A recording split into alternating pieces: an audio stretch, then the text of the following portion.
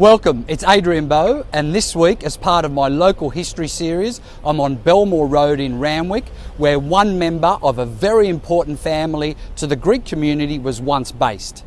Anthasios Comino was born on an island called Kythera in Greece. He arrived in Sydney in 1873 as a crew member on a ship and then got a job at Balmain Colliery. He would regularly walk down Oxford Street where a Welshman ran a fish and chip shop, and where he came from in Kythera, he had an instinct for fish and crustaceans. And so he made the brave decision to use that instinct to open an oyster saloon on Oxford Street in 1878. Comino discovered that oyster farming leases were available at the mouth of the Lane River. And at the time, the oyster industry was unregulated and dredging the river was a common practice. However, oyster farming soon became more efficient. Comino farmed and wholesaled New Zealand oysters. His younger brother joined the oyster business in 1885 when he applied for oyster farming leases in the Bermagui River. The Comino brothers became known as the Oyster Kings. They also opened fish and chip shops as well as wholesaled oysters to other restaurants.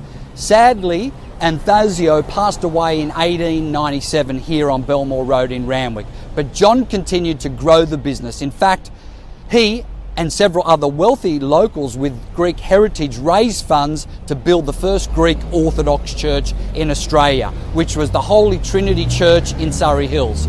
John initially lived in Randwick and then moved to Coogee. The Fisheries Act of 1902 led to John Comino merging with several other oyster merchants to create a company called Woodward, Gibbons and Comino, which formed a virtual monopoly of the entire oyster industry. In 1916, John Comino published a book in Greek called Life in Australia, which talked about the great opportunities of migrating to Australia. The book showcased many Greeks running their businesses here in Australia. In fact, the book has been credited as being the main driving force for over 3,000 people migrating from the island of Kythera mainly to New South Wales by the 1930s.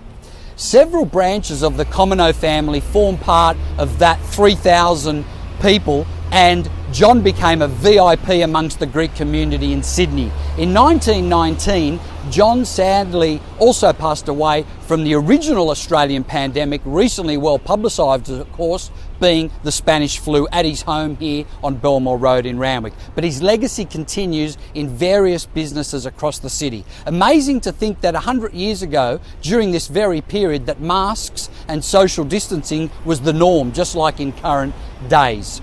Now, Belmore Road in Randwick, according to the records, has 610 units, 3 townhouses, 31 houses, with the average owner-occupier staying here for 9 years and 1 month.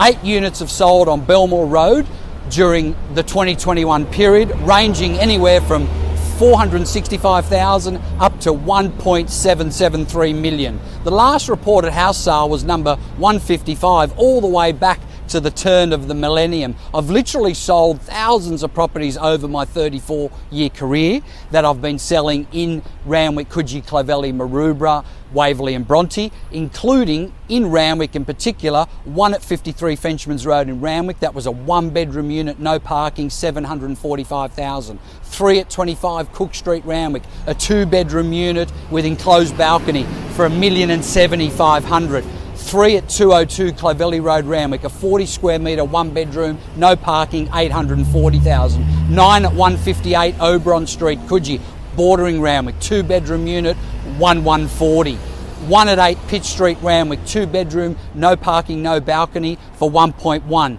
85 at 69 St Mark's Road, Randwick, a 1-bedroom for $755, no balcony. 3 at 74 Coogee Bay Road in Randwick, a 2-bedroom, no parking, Art Deco, 1.3. 15 Hendy Avenue, South Coogee, bordering Randwick, I sold for 2.8, a single fronted freestanding. 5 at 99 Frenchman's Road, Randwick, a 2-bedroom unit for my client and friend Erin Molan for $1,680,250, a record price. Now, I really hope you've enjoyed the story of the Comino brothers. I'm really fortunate enough to know the current generation of some of the Comino family as clients and friends that have bought and sold through me over my career, and their influence, frankly, on the establishment of the Greek community here in Sydney, as well as their influence on the oyster industry is quite prolific.